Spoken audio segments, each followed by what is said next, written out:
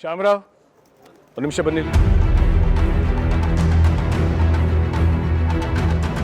ಈ ಒಡವೆಗಳು ಚಿನ್ನದ್ದ ಅಥವಾ ನಕಲಿದ್ದ ಅಂತ ಸ್ವಲ್ಪ ನೋಡಿ ಹೇಳಿ.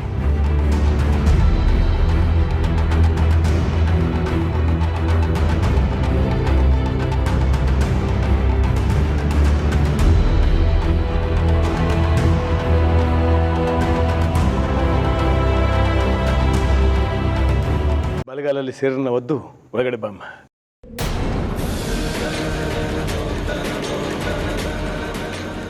ಇಲ್ಲ ಅಪ್ಪಯ್ಯ, ನಾವು ಒಳಗೆ ಬರೋಕ್ಕಿಲ್ಲ. ಇನ್ಯಾಕೆ ಈ ಮನೆಗೆ ಬರಬಾರ್ದು ತೀರ್ಮಾನ ಮಾಡೀವಿ.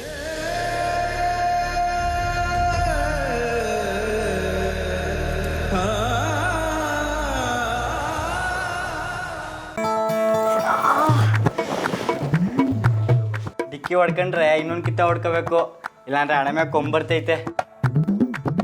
ಇವಾಗ ನಾನೇ ಡಿಕ್ಕೆ ಹೊಡಿತೀನಿ.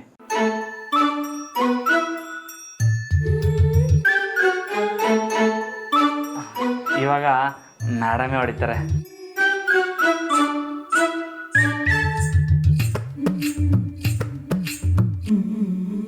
ಗಂಡು ಹೆಣ್ಣು ಇಬ್ರು ಅವ್ರ ಹೆಸ್ರನ್ನ ಇವರು, ಇವ್ರ ಹೆಸ್ರನ್ನ ಅವರು ಒಗಟ್ಟಲ್ಲಿ ಹೊಡ್ಬಿಟ್ಟು ಒಳಗೆ ಬರಬೇಕು.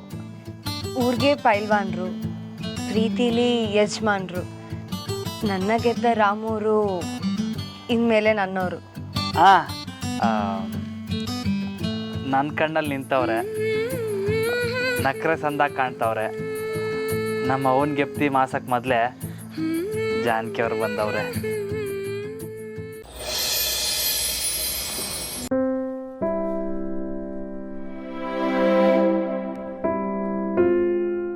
ಎರಡು ದಿನ ಇದ್ದು ಹೋಗ್ಬೋದಾಗಿತ್ತು, ಯಾಕೆ ಅರ್ಜೆಂಟು? ಇಲ್ಲ ಚಂದ್ರು, ಹೊರಡ್ತೀವಿ, ಬರ್ತೀವಕ್ಕ. ಸುಶೀಲಾ, ನನಗೆಲ್ಲ ಅರ್ಥ ಆಯಿತು. ಜಾನು ಎಲ್ಲರಿಗೂ ತುಂಬ ಮುದ್ದು. ನನ್ನ ಮುದ್ದು ಮಗಳಿಗೆ ಹೀಗಾಗ್ಬೇಕಿತ್ತ? ನಿನ್ನೆಯಿಂದ ಇವ್ರಿಗೆ ಹೇಳ್ತಾನೆ ಇದ್ದೀನಿ, ಬನ್ನಿ ಹೋಗಿ ನೋಡ್ಕೊಂಡು ಬರೋಣ ಅಂತ. ಇವ್ರು ಬರ್ತಾನೆ ಇಲ್ಲ, ನಾನೇನು ಮಾಡಲಿ? ಸುಶಿ, ಅವಳೇ ಬರಬೇಡಿ ಅಂತ ಹೇಳಿದಾಳಲ್ಲ, ಮತ್ತು ನಾವು ಹೇಗೆ ಹೋಗೋದು?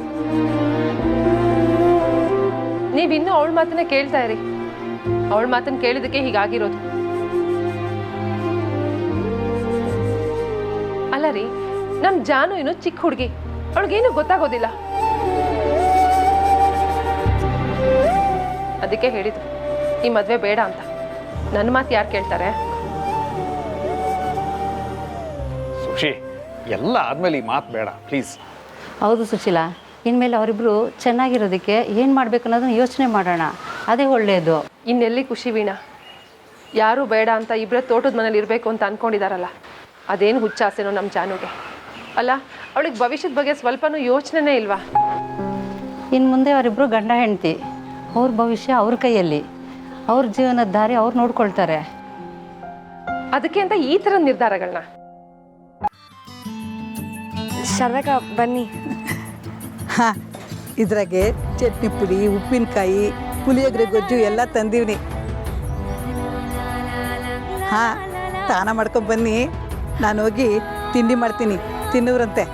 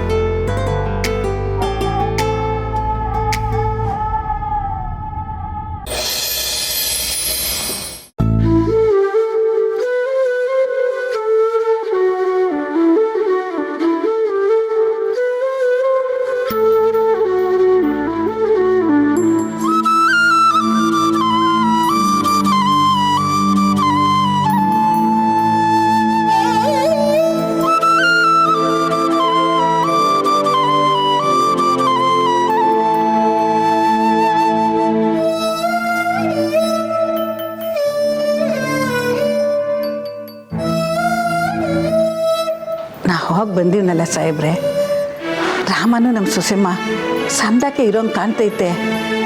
ಅವ್ರಿಗೆಲ್ಲೇ ಇದ್ರೂ ಸುಖವಾಗಿರ್ತಾರೆ. ನೀವು ಚಿಂತೆ ಮಾಡಬೇಡಿ ಸಾಹೇಬ್ರೆ. ರಾಮನು ಅದು ಹೇಳ್ದ, ಅಪ್ಪ ಇನ್ನ ಸಂದಾಕ್ ನೋಡ್ಕೊಳ್ಳಿ ಅಂತ. ಅಷ್ಟೊಂದು ಕಾಳಜಿ ಇರೋನು ಯಾಕೆ ಬಿಟ್ಟು ಹೋಗ್ಬೇಕಾಗಿತ್ತು?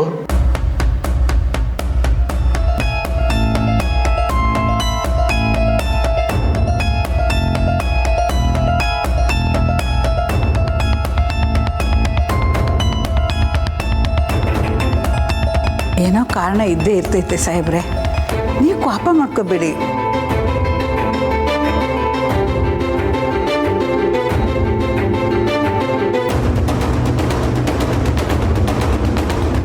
ತಿನ್ನಿ. ಕೋಪ ಅಲ್ಲ ಸರ್ದಕ್ಕ,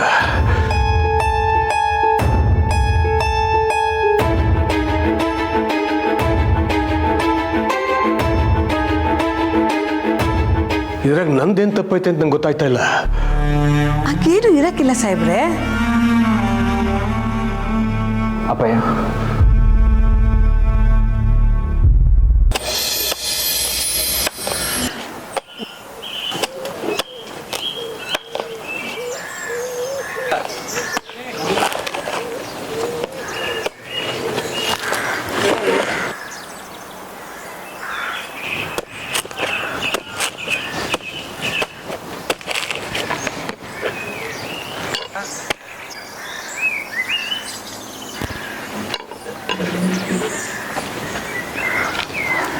ಜಾನಕಿ ಅವರೇ, ಏನು ಹುಡುಕ್ತಾ ಇದ್ದೀರಾ? ಮನೆ ಒಳಗೆ ದೇವ್ರ ಫೋಟೋನೂ ಇಲ್ಲ, ಅದಕ್ಕೆ ಹೊರಗಡೆ ತುಳಸಿ ಗಿಡ ಇದೆಯಾ ಅಂತ ನೋಡಕ್ಕೆ ಬಂದೆ.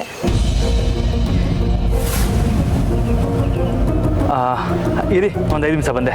ಎಲ್ಲಿಗೆ ಹೋಗ್ತಿದ್ದೀರಾ? ದೇವ್ರ ತರೋಕ್ಕೆ. ದೇವ್ರ? ಹ್ಞೂ, ನೀವು ಒಳಗಿರಿ, ನಾನು ಬಂದೆ.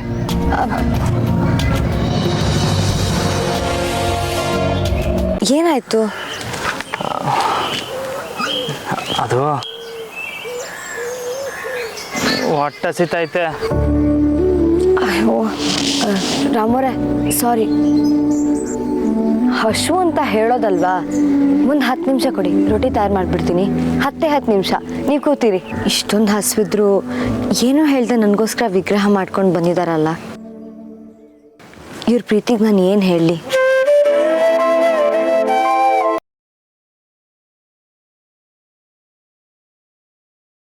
ನೀವು ಮಾಡೋ ಕಾರ್ಯಗಳನ್ನೆಲ್ಲ ನಿಮ್ಮ ಅಕ್ಕ ಮಾಡ್ತಾ ಇದ್ದ ಅಲ್ಲಿ.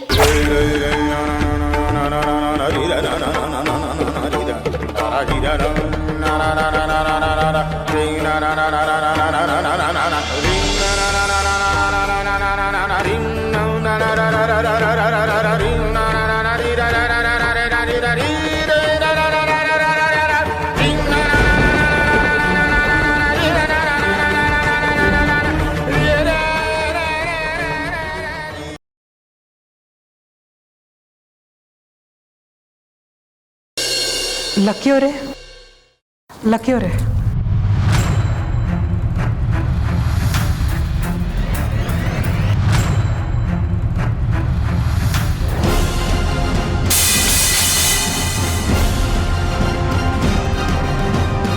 ಸಾಧ್ಯನೇ ಇಲ್ಲ. ನಿನ್ ಜೊತೆ ನನ್ನ ಜೀವನ ಕಳೆಯಕ್ಕೆ ಸಾಧ್ಯನೇ ಇಲ್ಲ. ನನ್ನ ಜೀವನ ಹಾಳು ಮಾಡ್ಕೊಳಕ್ ನಾನು ತಯಾರಿಲ್ಲ. ನನ್ನ ಕಬಡ್ಡಿ ಬಗ್ಗೆ ಗೌರವ ಇಲ್ದಿರೋ ನಿನ್ಗೆ ನನ್ನ ಜೊತೆ ಬದುಕೋ ಅರ್ಹತೆ ಇಲ್ಲ.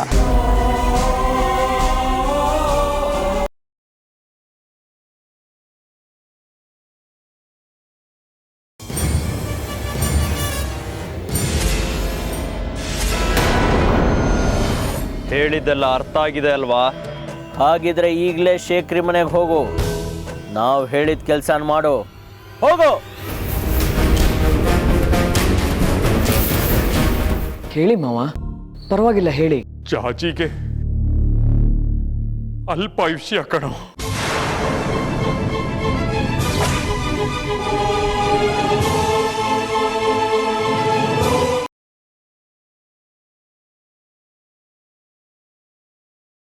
ಯಾವುದೇ ಕಾರಣಕ್ಕೂ ನಾನು ಪೇಟೆಂಟ್ ಕೊಡಲ್ಲ.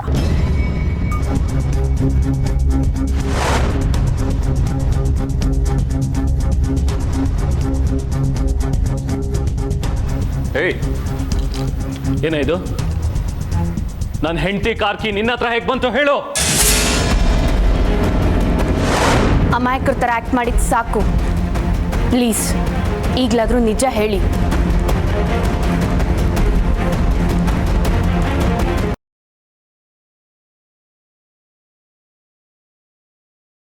ಇನ್ನು 10 ದಿನದಲ್ಲಿ ನಮ್ಮಮ್ಮ ಏನು ತಪ್ಪು ಮಾಡಿಲ್ಲ ಅಂತ ನಾನು ಸಾಬೀತು ಮಾಡ್ತೀನಿ.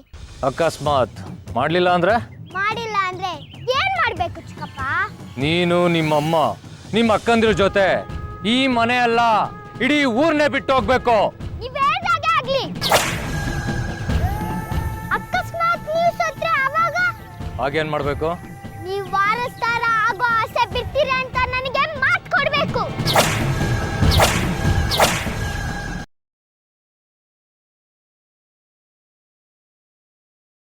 ನನ್ನ ಹತ್ರನೇ ಕೂಡಿಟ್ಟಿದ್ ವಸಿ ದುಡ್ಡಿತ್ತು, ಅದನ್ನೇ ಕೊಡ್ತೀನಿ.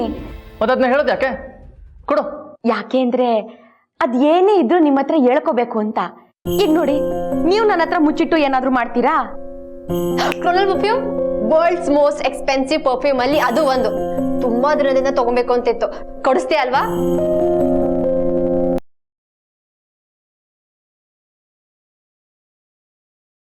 ನೋಡು, ಅವನು ಇವತ್ತು ಅಪಾಯದಿಂದ ತಪ್ಪಿಸ್ಕೊಂಡು ಬಂದಿರ್ಬೋದು. ನಾನು ಅವನ ಕೈ ರೇಖೆ ನೋಡಿರೋ ಪ್ರಕಾರ ಅವನ ಜೀವನದಲ್ಲಿ ತುಂಬ ಅನುಭವಿಸಿ ಒದ್ದಾಡೋದನ್ನ ನೀನು ನಿನ್ನ ಕಣ್ಣಲ್ಲೇ ನೋಡ್ತೀಯಾ?